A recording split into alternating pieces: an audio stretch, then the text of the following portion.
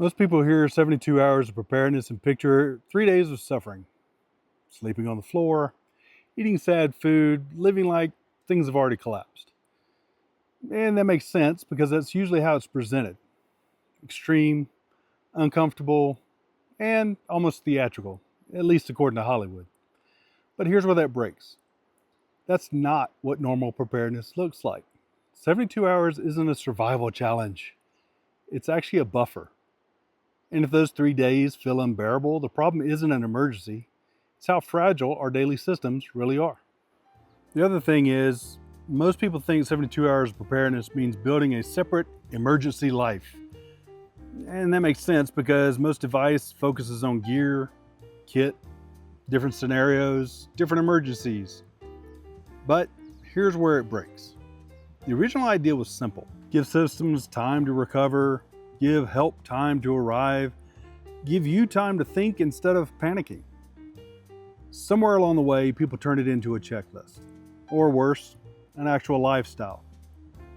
Normal preparedness doesn't mean living differently now. It just means that you're not being forced to live differently when something actually interrupts your routine. Most people expect the first 72 hours to feel like survival, and that expectation comes from movies, books, videos, and worst case thinking. But here's where that breaks. Day one is actually confusion. Day two is inconvenience, and day three is actually frustration, not desperation. The people who struggle aren't the ones without gear. They're the ones who didn't plan for boring problems. No power, limited water, delayed services, closed stores, interrupted routines, and that's about it. Most people think day one is about reacting, and that makes sense. Something has just disrupted your normal life. But here's where that mindset breaks. Day one is not about reacting, it's more about stabilizing. The goal for day one is actually to stay comfortable long enough to think clearly. No more preparedness on day one looks like the lights when it goes dark, charging your phones or making sure they're charged, drinking water without rationing it, food that you've already started eating, warmth or cooling without drama. Basically, a normal day, but time to think. If your first thought is, how do I survive tonight? You've actually waited too long. If your thought is, this is annoying but manageable, you're doing it right. Most people think that day two is about pushing through, and that makes sense. This is where discomfort usually sets in. But here's where that breaks. Day two isn't about endurance, it's really about continuity.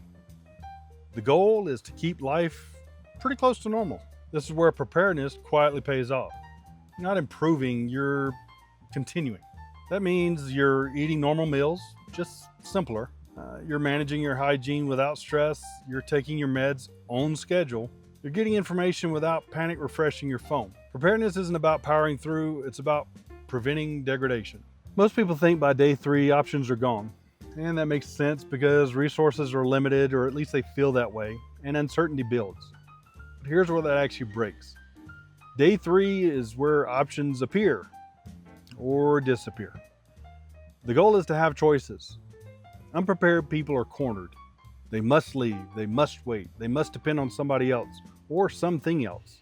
Prepared people have options. Stay put comfortably, leave calmly, help someone else, ignore the noise and the rumors. Preparedness isn't about staying forever, it's about choosing when you don't have to. Most people think preparedness requires new gear, and that makes sense just simply because that's the way it gets marketed. Buy this, buy that, massive foods, big food storages, air absorbers, oxygen absorbers, moisture wickers, and the list goes on. But here's where that actually breaks, because normal preparedness is already in your life. There's no fantasy, no cosplay.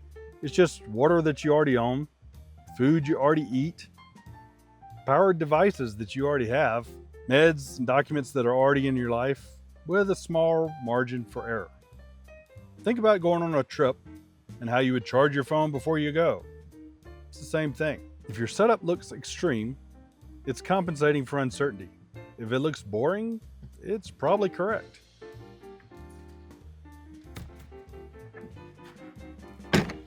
Most people think preparedness is about surviving chaos, and that makes sense because that's the story that we've always been told. But here's where that breaks. The 72-hour window isn't about surviving chaos. It's about buying time. Time to let systems recover, time to avoid bad decisions, time to not become part of the problem. Prepared doesn't mean paranoid. It means your life doesn't collapse the moment something goes slightly wrong.